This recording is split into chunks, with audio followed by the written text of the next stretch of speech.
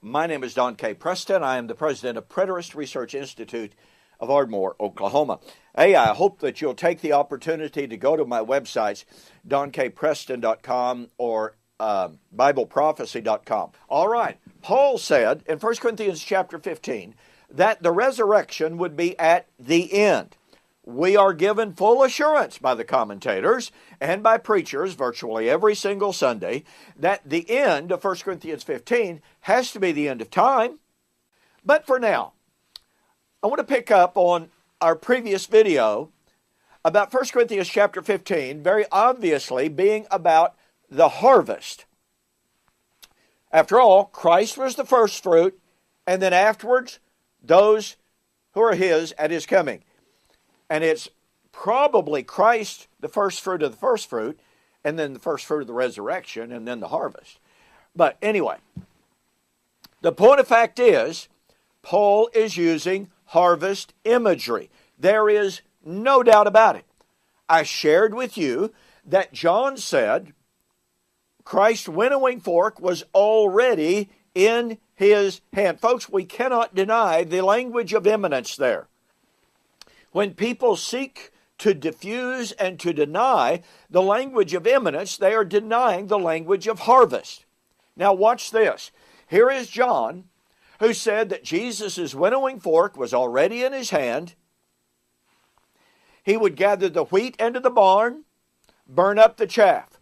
Well, in Matthew chapter 13, Jesus told the parable of the sower who went out and sowed the seed. The enemy sowed the seed of the tares. The servant said, "Should we gather up the tares?" And the master said, "No, let them grow together until the time of the harvest." And Jesus explained that parable. Now, I want you to notice something that is very important about this. As Jesus explained fully this parable to His disciples, He said, Matthew 13:39 and following, "The enemy who sowed them," that is the tares, "is the devil. The harvest is at the end of the age." Now, He uses a very distinctive Greek term here. More about that later. But this end of the age, time of the harvest, is the end of the age, time of the harvest of 1 Corinthians 15, and it absolutely cannot refer to the end of time. More on that later. Okay, therefore, as the tares are gathered and burned in the fire, what did John say? His winnowing fork is already in his hand. The wheat shall be gathered into the barn, the tares shall be burned up. Therefore, Matthew 13, as the tares are gathered and burned in the fire, now watch this, so it shall be at the end of this age. That's the New King James. I understand some translations do not say this age. However, there is good, strong manuscript evidence for this age. Now, consider this, please, very quickly. Jesus said harvest is at the end of this age. What age was Jesus living in? Well, let's face it, folks. He wasn't living in the Christian age. Those who claim that the law of Moses and thus the Mosaic age died at the cross have to deal with this text. Jesus was not talking about the end of the Christian age. He was not living in the Christian age.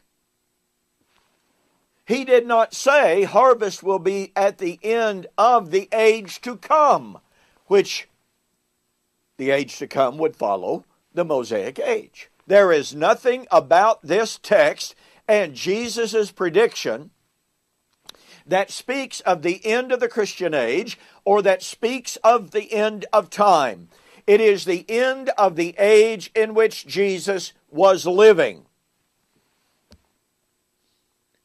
And that was no other age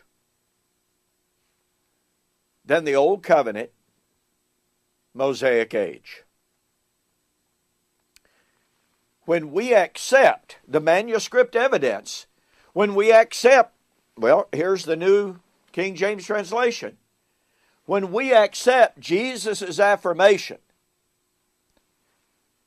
that the harvest was to be at the end of the age in which he was living when he made this prediction, then the absolutely undeniable fact is that he was living in the Mosaic age, saying harvest will be at the end of the Mosaic age. Now, some people may want to quibble about the manuscript evidence, about the translational evidence. That's okay, because there's plenty more evidence to show that Jesus was in fact predicting the harvest at the end of the Mosaic age, not at the end of time, not at the end of the Christian age. All of this evidence goes together, as that we have already seen in Matthew chapter 3. All of that evidence points us to the end of the Mosaic age, not the end of time, not the end of the endless Christian age. Folks, I've already proven to you the Christian age has no end. How could Jesus be predicting harvest at the end of the endless Christian age? It doesn't work.